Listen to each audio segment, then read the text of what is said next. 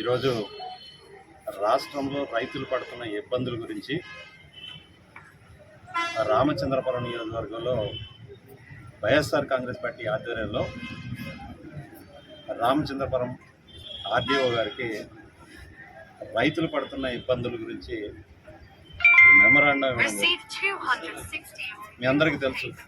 ఈ కూటమి ప్రభుత్వం అధికారంలోకి వచ్చిన తర్వాత చంద్రబాబు నాయుడు గారు సహజ ప్రవృత్తే ఎప్పుడు అధికారంలోకి వచ్చిన తర్వాత రైతుల్ని మోసం చేయడం, దగా చేయడం, ద్రోహం చేయడం, అన్యాయం చేయడం ఒక అలవాటుగా మార్చుకున్నారు.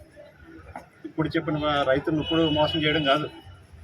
2014లో ఎప్పుడైతే ఆయన ముఖ్యమంత్రిగా బాధ్యతలు చేపట్టారో ఆనాటి నుంచి అంతకుముందు 2024 ఎన్నికల తర్వాత ఏ విధంగా మోసం చేస్తున్నారో రాష్ట్ర ప్రజలందరూ కూడా చూస్తూ ఉన్నారు.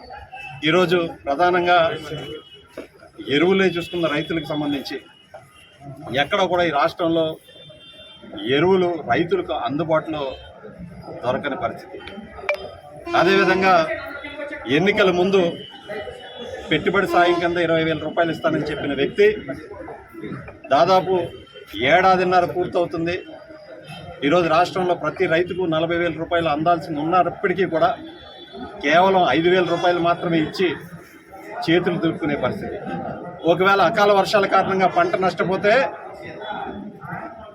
ఇన్సూరెన్స్ కూడా కల్పించిన పరిస్థితి ఎక్కడ కూడా ఈ ప్రభుత్వంలో మనం కనబట్టలేదు. అదేవిధంగా ఒకసారి పెట్టుబడి సాయం కింద ఇప్పుడే చెప్పాను 5,000 రూపాయలు మాత్రమే ఇచ్చారు.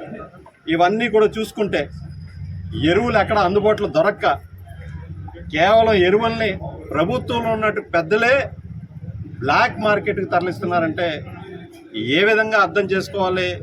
రైతుల మీద వీళ్ళ ప్రేమ ఎలా ఉందో మనం కూడా అర్థం చేసుకోవాలనే సందర్భంగా మనం చేసుకుంటా ఉన్నాం. ఈరోజు ఎరువులు వాస్తవానికి ఒక బస్తా 270 రూపాయలు కొనాల్సింది ఉంది పోయి ఈరోజు ప్రతి రైతు బ్లాక్ మార్కెట్ వెళ్ళి 600 రూపాయలు కొనుక్కునే పరిస్థితి వచ్చింది. అంటే ఎవరి జేబుల్లోకి పోతున్నాయి డబ్బులన్నీ కూడా అంటే ప్రభుత్వంలో ఉన్నట్టు పెద్దల జేబుల్లోకి రైతుల యొక్క కష్టం పోతుందని ఈ సందర్భంగా మీ అందరికి కూడా మనం చేసుకుంటాం.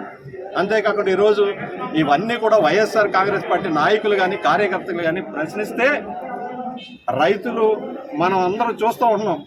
గడిచిన 2 నెలల నుంచి సొసైటీల ముందు క్యూలో నుంచుంటుంటే ఎరువులు దొరక అందుబాటులో క్యూలో నుంచుంటే వ్యవసాయ శాఖ మంత్రి గారేమో బఫే భోజనాలతో పోలుస్తారు. ఇంకో ముఖ్యమంత్రి ఏమో ఇప్పుడు చంద్రబాబు నాయుడు గారేమో ఎరువులు ఎక్కువ వాడితే క్యాన్సర్ వస్తుందని కొత్త పల్లవి అందుకుంటున్నారు. మరి 3 సార్లు ముఖ్యమంత్రిగా చేసిన వ్యక్తి ఆనాడు క్యాన్సర్ వస్తుందని గుర్తు రాలేదా? మరి ఇప్పుడు కొత్త పల్లవి ఎందుకు అందుకుంటున్నారంటే కేవలం ఇవన్నీ కూడా కప్పిపుచ్చుకోవడానికే చంద్రబాబు నాయుడు గారు కానీ వ్యవసాయ శాఖ మంత్రి గారు కానీ ఈ విధంగా మాట్లాడుతున్నారనేది మనం కూడా అర్థం చేసుకోవాలని మనం చేసుకుంటున్నాం.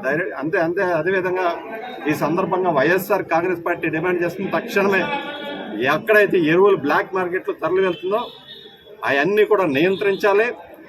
ఎరువుల్లో యూరియా అన్నీ కూడా రైతులకు అందుబాటులో తీసుకురావాలనే ప్రధానమైన డిమాండ్తోనే ఈరోజు ఈ యొక్క రైతు పోరు అనే కార్యక్రమానికి వైఎస్ఆర్ కాంగ్రెస్ పార్టీ శ్రీకారం చుట్టిందనే సందర్భంగా మనం చేసుకుంటున్నాం. ఈ సమస్య పరిష్కరించేంత వరకు రాష్ట్ర వ్యాప్తంగా వైఎస్ఆర్ కాంగ్రెస్ పార్టీ శ్రేణులు కానీ అందరూ కూడా రైతులకు అండగా ఉంటామని ఈ సందర్భంగా మనం చేసుకుంటాం.